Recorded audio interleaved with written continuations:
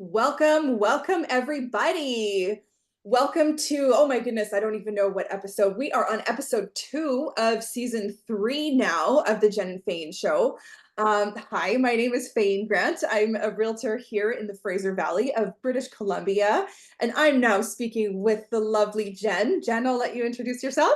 Hey everybody, Jennifer Foley here, broker with Remax Rouge River, and I am on the opposite side of Canada. I am over here in Ontario, servicing Durham region, which is just east of Toronto. So Oshawa, Whitby, Bowmanville, Clarington, and then east into Northumberland. So we have a great show lined up for you today. All right, So, we're going to talk about today, Fane. so we were thinking, okay, what is something that is so relevant to all of our sellers Right. ever? And it's not even just a phase, it's like ever. Yep. What surprises can happen during showings Yep. when my house is listed for sale? Yeah, and something that I like to cover when I am talking to my sellers when we list a property, and I'm sure you do as well, right? Like Yep. sometimes we don't always touch on all the points, but some of these points are really good things to know when your home is up for sale. So, um, one of the things I like to talk about all the time is when your house is up for sale, it's not an open invitation for buyers to just, approach the property and walk around your property. They have to be accompanied by a realtor and book an appointment, right? So I usually cover that with my sellers to say if you do find somebody, redirect them back to the listing realtor, or if they have a realtor, then to redirect them back to their realtor, and not to act like the realtor as a seller and take your buyers or take those buyers through the property. Every buyer should be accompanied by a realtor. 100%, absolutely. And one thing that I do actually is I give my seller a stack of business cards. And then that way, if somebody does knock on their door or, tries to approach them, I instruct my seller to hand them my card and say, look, if you have any questions, either you reach out to my realtor or have your realtor reach out to my realtor and then give the Yeah, business card. yeah, great So, idea. Great idea. yeah. Um, Awesome. So the other one I liked was unexpected feedback, right? Yes. When agents have shown the property, we don't always get feedback, but we do try to get feedback for the sellers so that, we can tell them good, bad, what the thoughts were of the buyer, or even if the realtor has any thoughts on the property. Sometimes there might be an odor somewhere in a house that gets noted that as a Yes. listing realtor, you don't always notice that right away, or the homeowner may not notice it. So yeah, definitely feedback, home sellers, when they have their homes up for sale, have to realize that it could be good or bad, right? It may not always be good.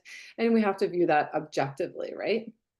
Exactly. And I think, taking the emotion out of it and just thinking of it as if, okay, we're getting the feedback so that we can improve anything that needs improving so that the general buying population can be more attracted to the home when they come and see it. Like Well, it's all no judgment. It's just a matter of wanting to do better for the next showing.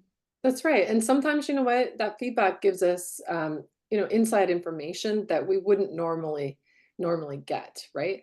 And Exactly. sometimes that feedback, if it's certain things like a location, well, we can't change the location of a property, right?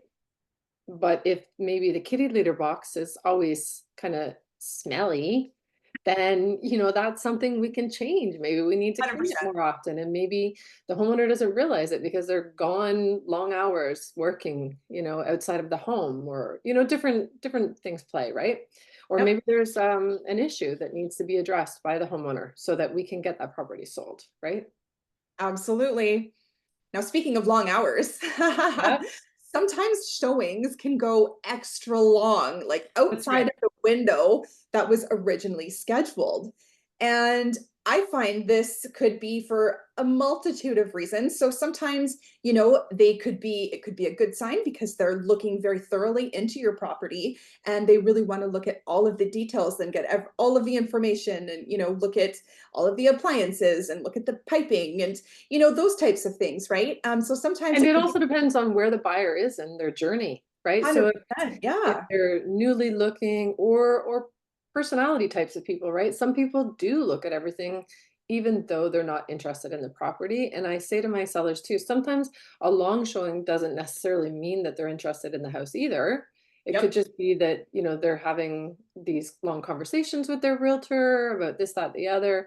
But also too, one thing I want to add is if an appointment is booked, say from 2 till 2:30 or 2 till 3 o'clock, what people have to realize is that that realtor is allowing that block of time if they're showing a number of properties, so that they have that driving leeway and that leeway of time in between appointments, right? So, they may not show up till close to the end of that window of time, and then they're actually there longer. So if they book it, say from 2 to 2:30, it doesn't mean they're going to show up at 2.